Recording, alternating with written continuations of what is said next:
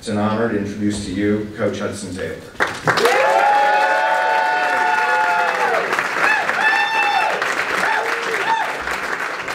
Most of my life, I was complacent. I heard homophobic language used in locker room after locker room, on team after team, oftentimes by some of my coaches, you know.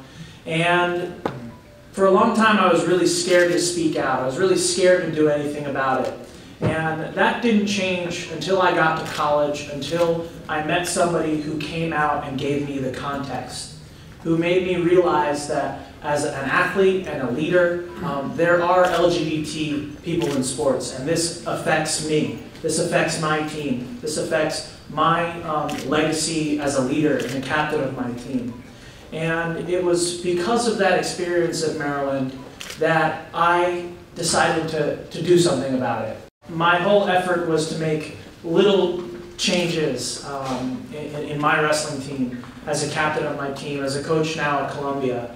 But the response that I've gotten has been overwhelming. You know, my senior year of college, I was speaking out on my team. I was trying to make a difference, and I did an interview with Outsports, and that single interview got me 2,000 emails from young closeted kids, from kids who didn't feel like they could participate in sport, who didn't feel like they had a place in the locker room.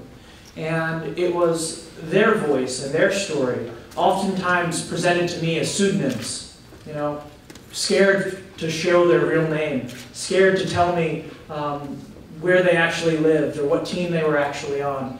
That made me realize, you know, athletics can be better. Athletics should be better.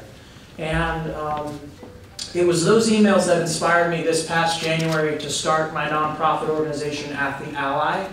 I travel around the country and try to educate and empower these straight allies in sports to speak out against homophobia and transphobia. Try to make them conscious of the words that they use when they speak to other people and about other people. Thank you, Hudson! You know, while I go to school after school and talk to athlete after athlete, my words would be meaningless without the context that you give them. Team DC, DC Sports, all the teams that you are part of, give my advocacy context. It lets coaches know, it lets kids know that the LGBT community is here, is part of sports, and is not going anywhere. We're only going to get louder and get more visible and give kids more courage to be themselves. This is a quote that means a lot to me. It's actually a quote by Cesar Chavez. And he said, once social change begins, it cannot be reversed. You cannot uneducate the person who has learned to read. You cannot humiliate the person who feels pride. You cannot oppress the people who are not afraid anymore. We have seen the future, and the future is ours.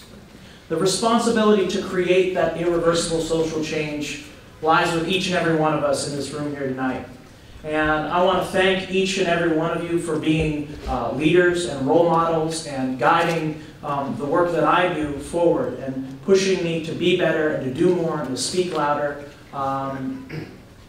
So thank you so much for having me here. Thank you so much for giving me an award. And if you have a moment, auction at the, place your bet at the silent auction, because a lot of those proceeds are going to Athlete Ally.